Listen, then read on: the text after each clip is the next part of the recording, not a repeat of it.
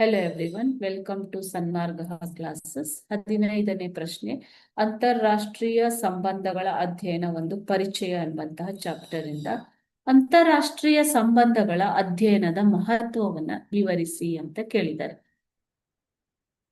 ಅಂತಾರಾಷ್ಟ್ರೀಯ ಸಂಬಂಧಗಳ ಅಧ್ಯಯನದ ಮಹತ್ವ ವಿಶ್ವ ರಾಜಕಾರಣದ ವಾಸ್ತವಿಕ ಸ್ವರೂಪವನ್ನ ಇದು ಪರಿಚಯಿಸುತ್ತದೆ.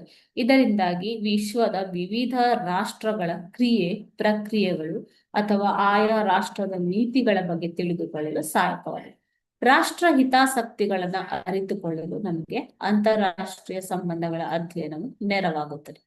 ವಿಶ್ವ ಎದುರಿಸುತ್ತಿರುವ ಪ್ರಮುಖ ಸವಾಲುಗಳ ಕುರಿತು ಜ್ಞಾನ ನೀಡುತ್ತದೆ. ಅವು ಯಾವುವು ಅಂತಂದ್ರೆ ಹಸಿವು, ಅಪೌಷ್ಟಿಕತೆ, ನಿರುದ್ಯೋಗ, ಅನಕ್ಷರತೆ, ಸಂಪರ್ಕ, ಸಂಘರ್ಷ, ಯುದ್ಧ, ಭಯೋತ್ಪಾದನೆ ಮುಂತಾದ ಸಮಸ್ಯೆಗಳನ್ನ ಎದುರಿಸಲು ನಮಗೆ ಜ್ಞಾನವನ್ನ ನೀಡುವಂಥದ್ದು ಅಂತಾರಾಷ್ಟ್ರೀಯ ಸಂಬಂಧಗಳ ಅಧ್ಯಯನ.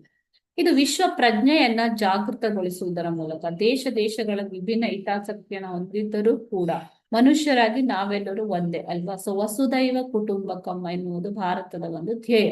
ಈ ರೀತಿಯಾಗಿ ವಿಶ್ವ ಪ್ರಜ್ಞೆಯನ್ನ ಅಂತಾರಾಷ್ಟ್ರೀಯ ಸಂಬಂಧಗಳ ಅಧ್ಯಯನವು ಜಾಗೃತಗೊಳಿಸುತ್ತದೆ. ವಿದೇಶಾಂಗ ನೀತಿಯ ಮಹತ್ವವನ್ನ ಇದು ಎತ್ತಿ ಹಿಡಿಯುತ್ತದೆ. ಅದೇ ರೀತಿ ಅಂತಾರಾಷ್ಟ್ರೀಯ ಸಂಘ ಸಂಸ್ಥೆಗಳ ಮಹತ್ವವನ್ನ ತಿಳಿಯಲು ಕೂಡ ಸಹಕಾರಿಯಾಗಿದೆ. ಅಂತಾರಾಷ್ಟ್ರೀಯ ಸಂಘ ಸಂಸ್ಥೆಗಳು ಅಂತಂದ್ರೆ ಯಾವ್ದು ಮಕ್ಕಳೇ?